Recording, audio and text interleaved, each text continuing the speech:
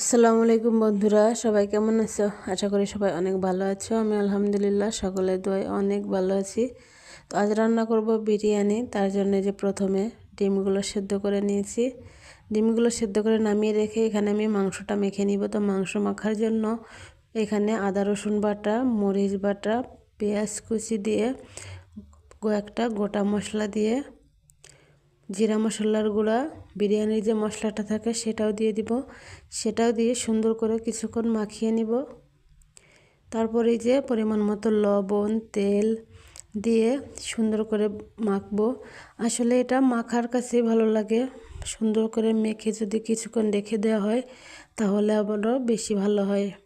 তো আমরা আধা ঘন্টা মতো রেখেছিলাম, বেশি সময় রাখা হয়নি। যে মাখা কিন্তু আমার হয়ে গেছে, এখন রেখে দিয়ে আমি চাউলগুলো ভাজি করে নিব। তার জন্য যে কড়াই পরিমাণ মতো তেল দিয়ে গোটা মশলা দিয়ে রসুন কুচি দিয়ে সুন্দর করে এটা একটু ভেজে তারপরে চাউলগুলো ভাজি করে নিব। তো চাউলগুলো দুইবারে ভেজেছি, একবারে হয়নি। চাউল ভেজে নামিয়ে এখানে যে আমি মাংসটা নিয়ে নিয়েছি রান্না করার জন্য। তো মাংসটা কিছুক্ষণ সুন্দর করে নেড়ে চেড়ে কষিয়ে নিব। পানি না দিয়েই সুন্দর করে অর্ধেকটা রান্না হয়ে যাবে।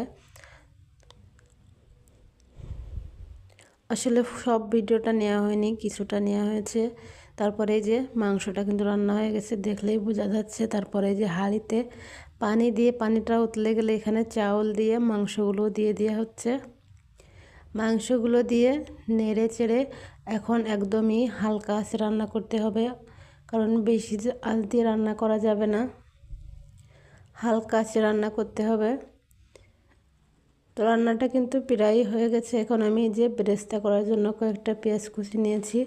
পেঁয়াজ কুচিটা সুন্দর করে ভেজে নামিয়ে এখানে যে রান্নাটা খাওয়াটা নামিয়ে নেওয়া হয়েছে।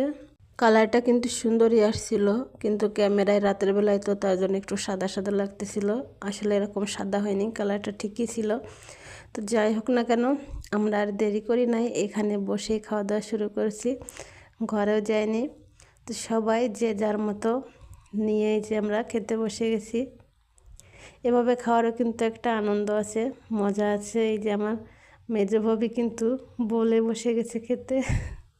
যাই হোক না কেন, আমরা খুবই মজা করে আনন্দ করে খেয়েছি। তা আমাদের ভিডিওটা কেমন লাগছে সবাই কিন্তু অবশ্যই কমেন্ট করে জানাবা, আর রান্নাটা কেমন হয়েছে সেটা কিন্তু অবশ্যই কমেন্ট করে জানাবা। তো সবাই ভালো থেকো, সবার জন্য অনেক অনেক দোয়া ও ভালোবাসা রইল। আমার জন্য দোয়া করবা। তো সবাই ভালো থেকো।